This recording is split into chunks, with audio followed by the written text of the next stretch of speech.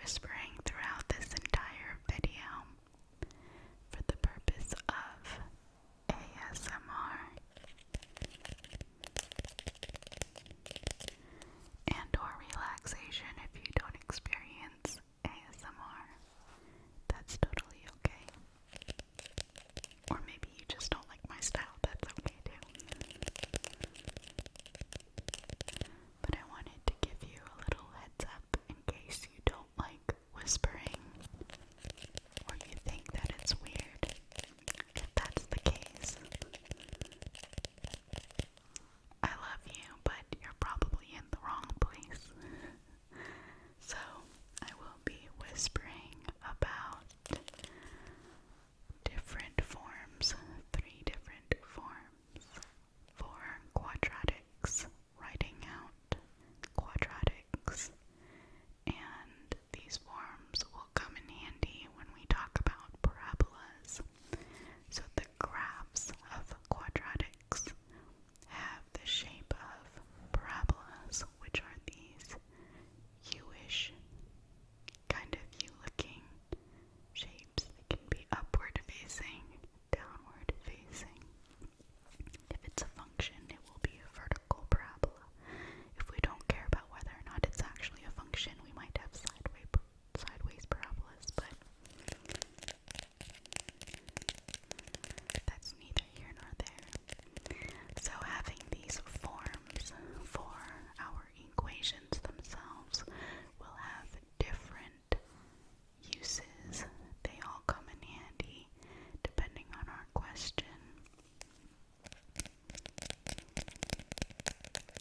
And so we're going to focus on the big picture overview today, and in another video we can work with concrete numbers and work on converting from one form to another, whatever.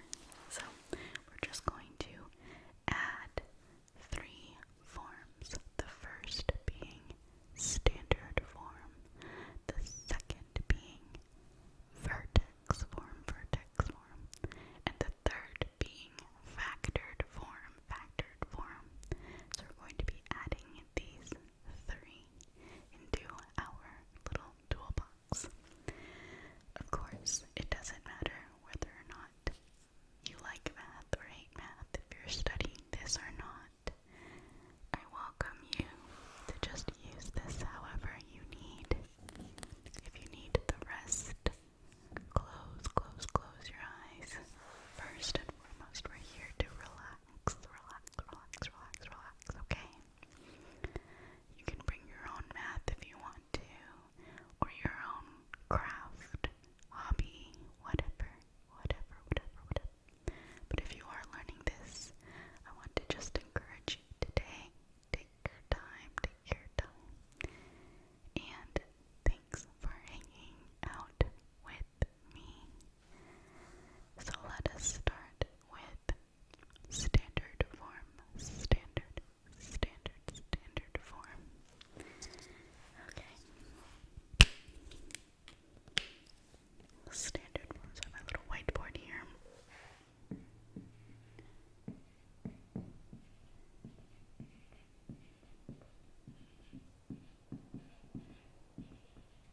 Standard form looks like this.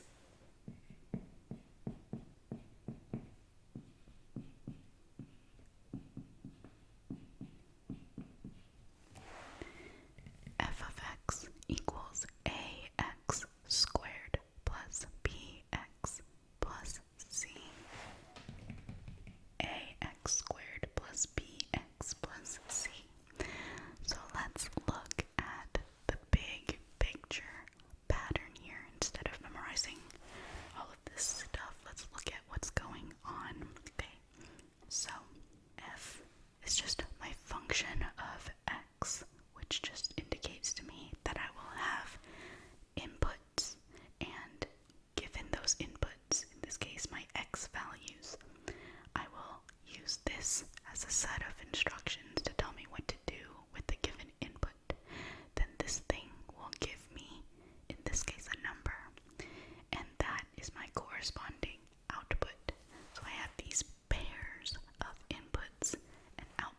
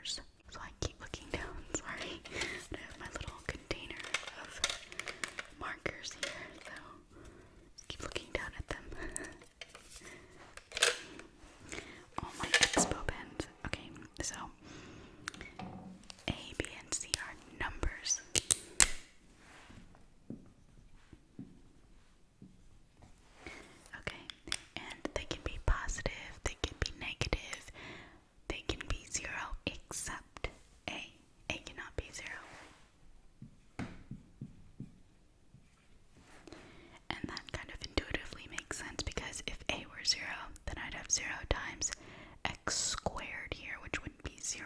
So that whole thing goes away. 0 times anything is 0. So that goes away, and I'd have bx plus c, which means that would be linear, right?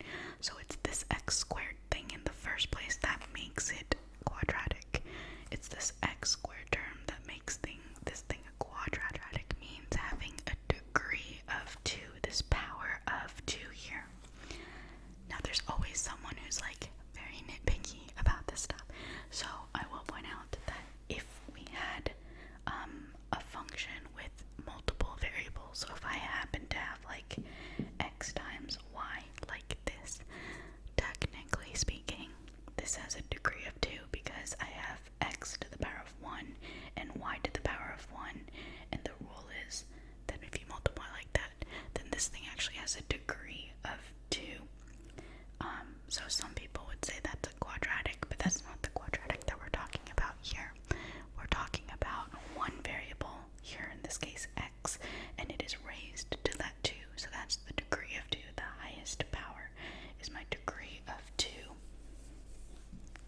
Just wanted to make that side note, because there's always somebody who's like, that's not the only kind of quadratic. Okay, so this is x squared. We're talking about one variable, so this variable could be t. You could have t's instead, or whatever other letters, but we have that variable squared, and then we have this, maybe a linear term, and maybe this constant.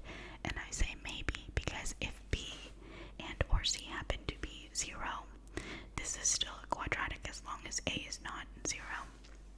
And for that matter, if you've learned, pre-calculus or even in algebra, the concept of a parent function, that is like my most basic function without shifting it anywhere, without, like the most standard function for a quadratic, that is going to be just y equals x squared, or f of x and y are interchangeable here, but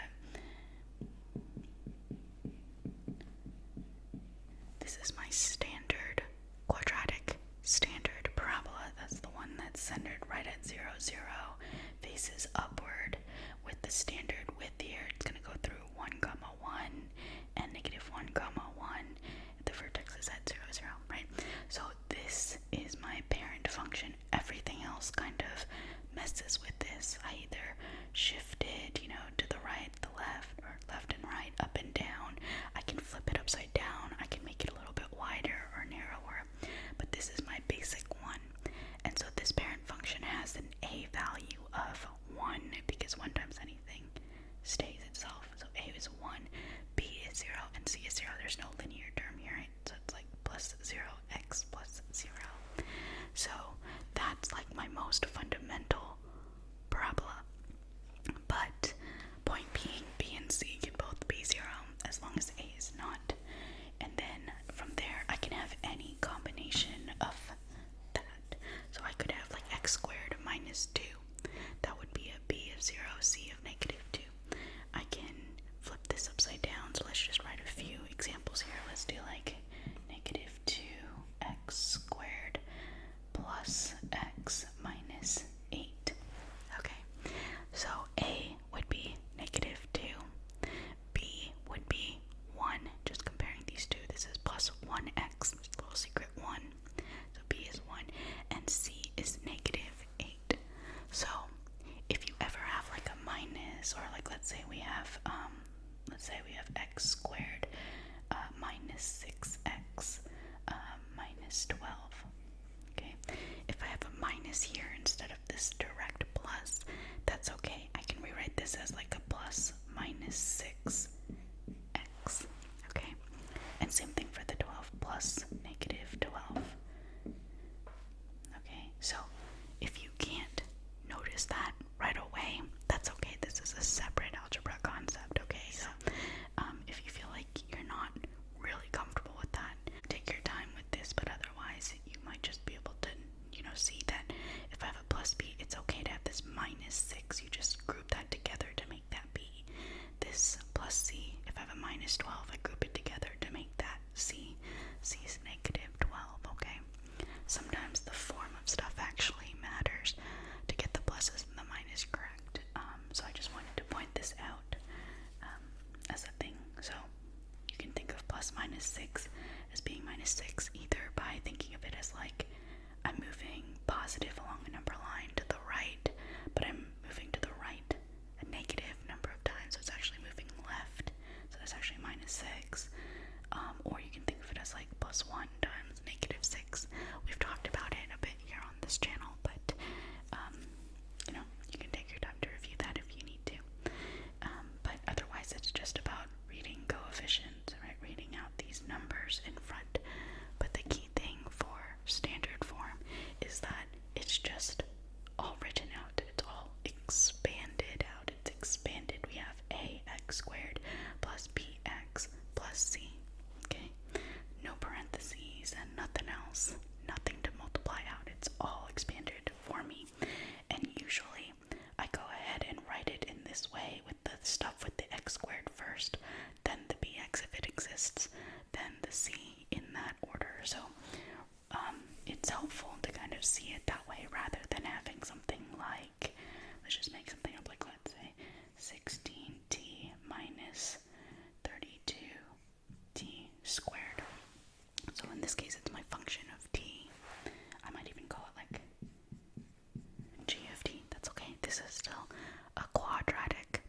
But normally if I were to write this in true standard form, I would just go ahead and flip-flop this and write negative 32t squared plus 16t. So the t squared part goes first. So a would be negative 32, b would be 16, and c would be 0. There's no constant part for this one. Okay, so that's standard form. Everything nice and pretty. Squared term, then if there's anything else linear, then constant. Great. The next form is vertex form. Vertex form.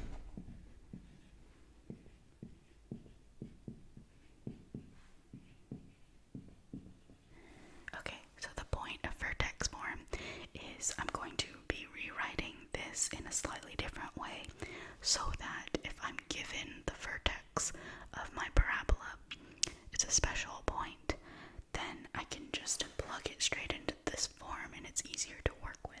So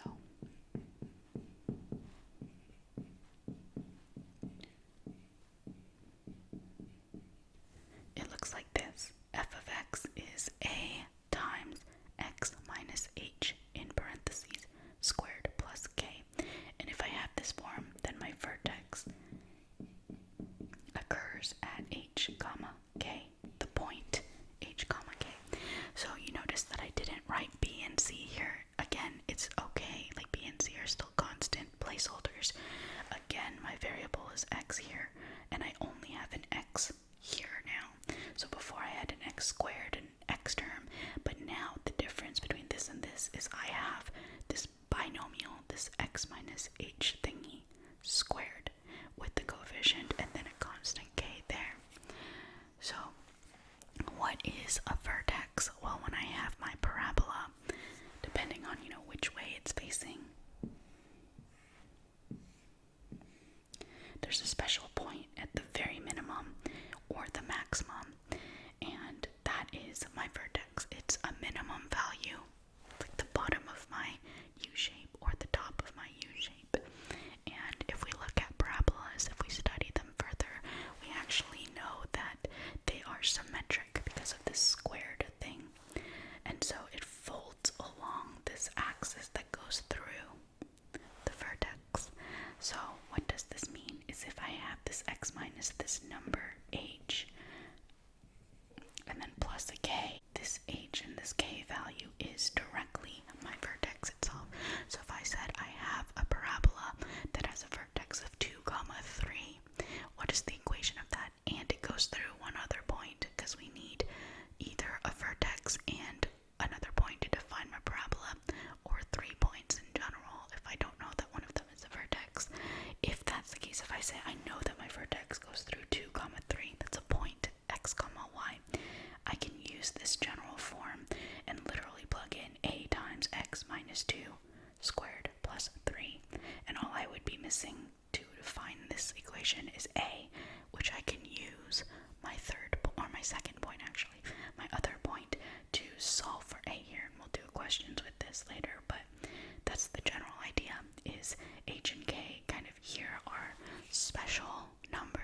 specifically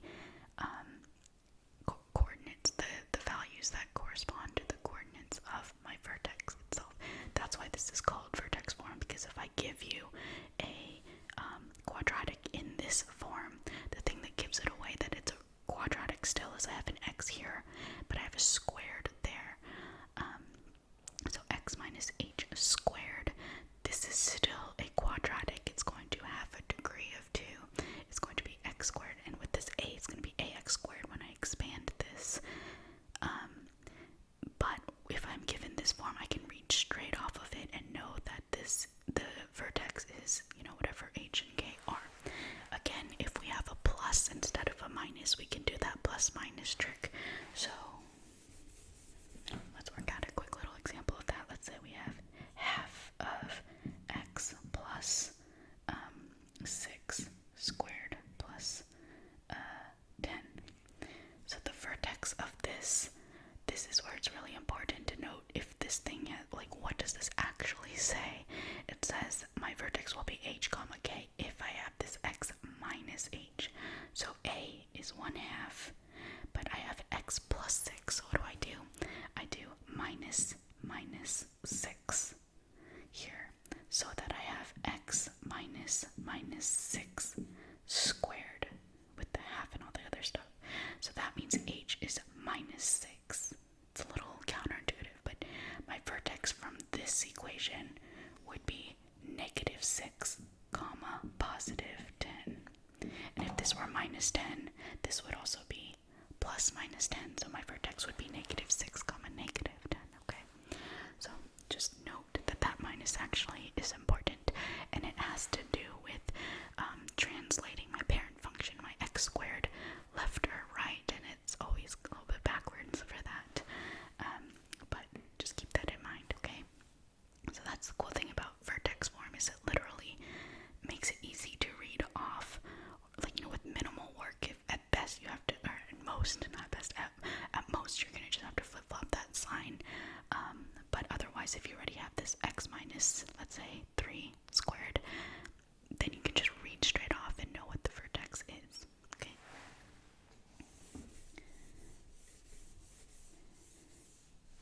Cool. And the third one is factored form.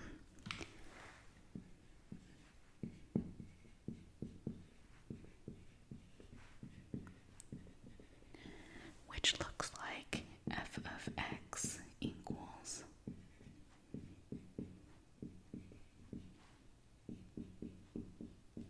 a times x minus b times x minus c. So again, let's look at the pattern rather than memorizing. So again, we have a function of x. So these are all in terms of x, but you can change them to t's or whatever other letters. So where are my x's? My inputs are going to be here and here. And it looks like I have these two binomials multiplied together. So numbers are going to be a, b, c. Right? Those are placeholders for numbers. So in this case, remember, this is also a number. I should mention that this a, b, and c are not necessarily this a, b, and c. Again, they're just placeholder for constant numbers, right? But they're not necessarily equal. In this particular case, I believe this a would be this a, and this a, if we expand it all out, they happen to be the same, but that's coincidental. In general, when we see an equation that we just have a general form, we just want to note, where did the variables go? Where did the numbers go? So what is special about this one? Well, I literally have x minus b, x minus c. It's all factored out here. So this is very helpful when I'm talking about x-intercepts.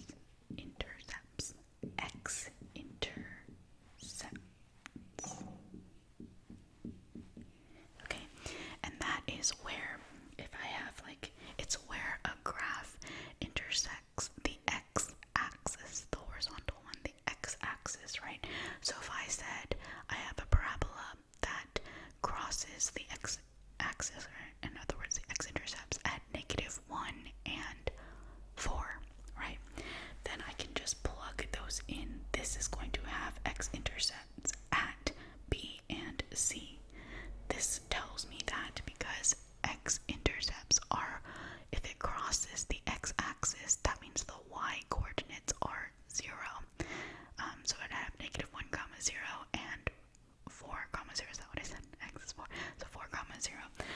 solve this normally for x-intercepts, I set it equal to 0, and I look for the values for x that make this 0.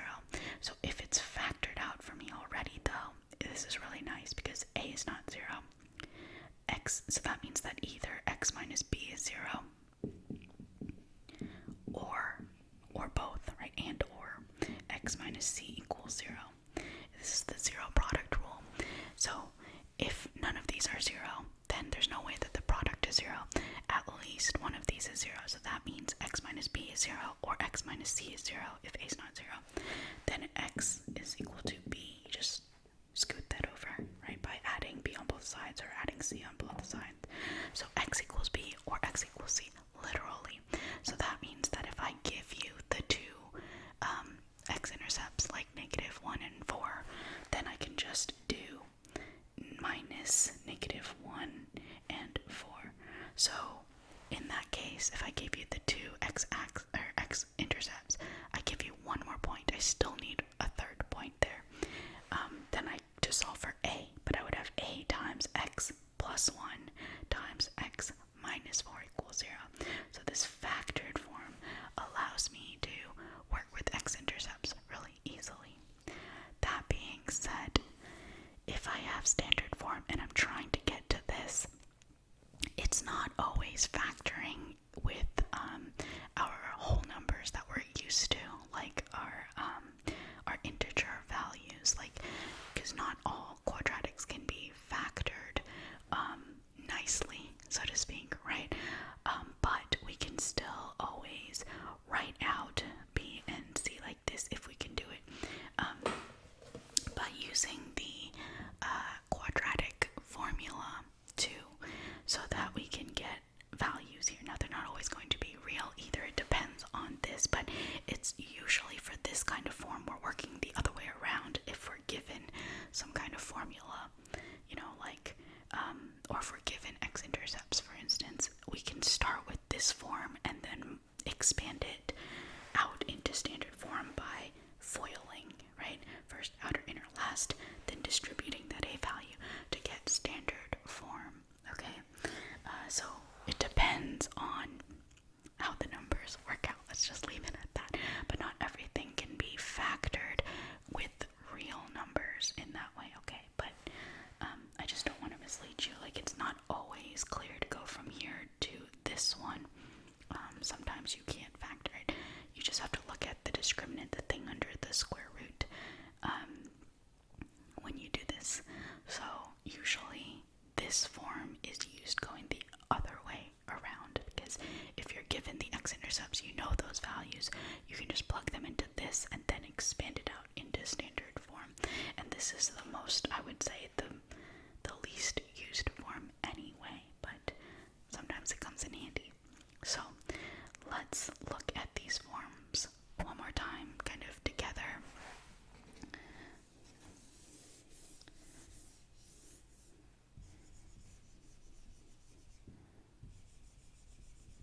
Okay, so what's the difference?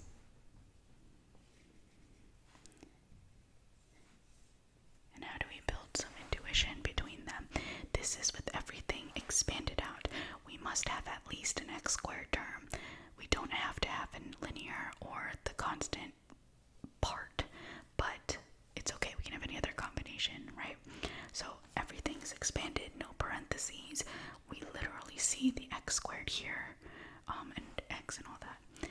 The vertex form has this perfect squared thingy, but we have an x minus some kind of constant squared with the coefficient number and then plus some kind of number. So just even going from standard to vertex, okay? So from vertex to standard or from factored to standard, it's all about expanding everything out, right? Literally square this thing, and you can do that by either memorizing the binomial squared thing. So square this thing, minus 2 times xh plus h squared, then factor out that, or distribute that a, and then add k as a constant. And sometimes we have to combine like terms, but we'll get this form, something with an x squared plus something with an x plus a constant. So going from this to this is just about expanding. Going from standard to vertex this is really interesting.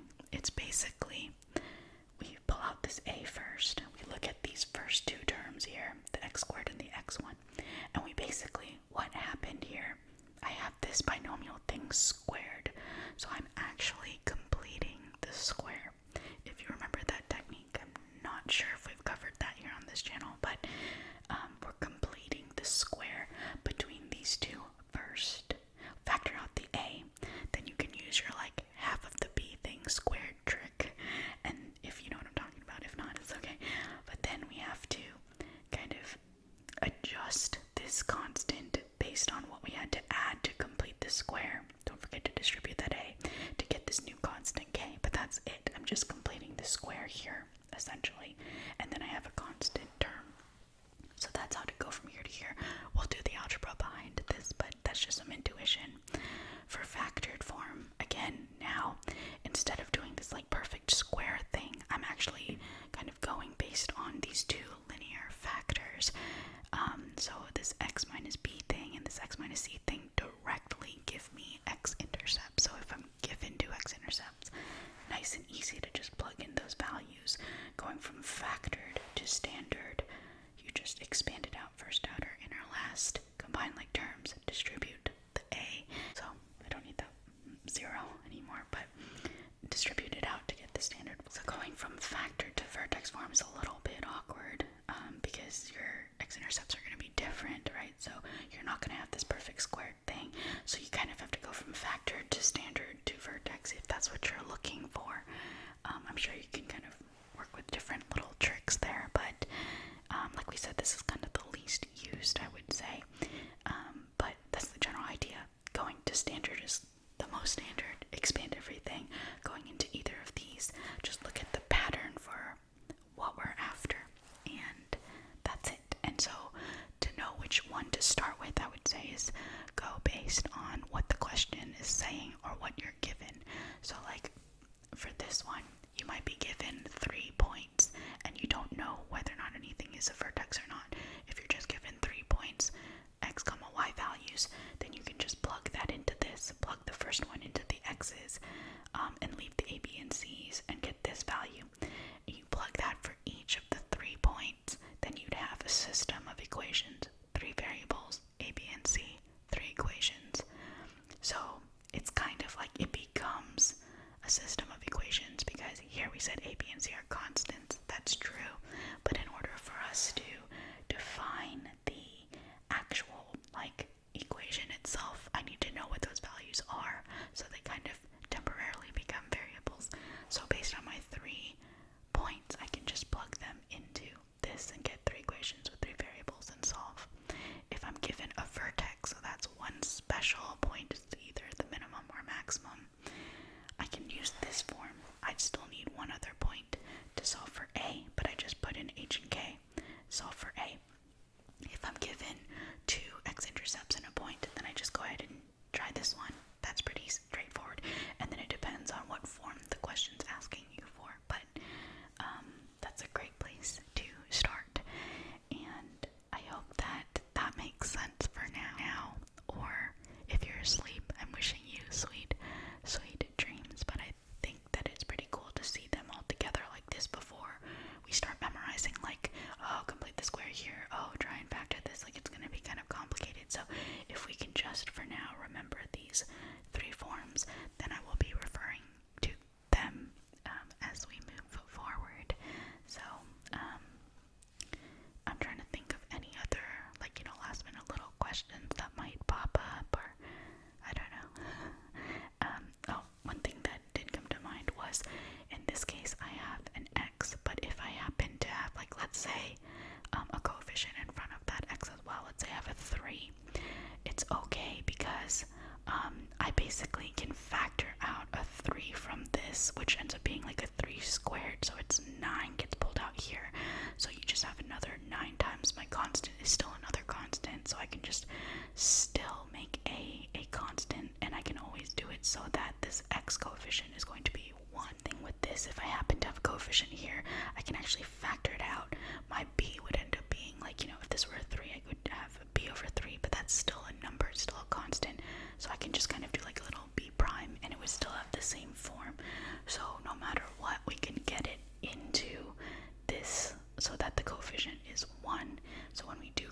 the square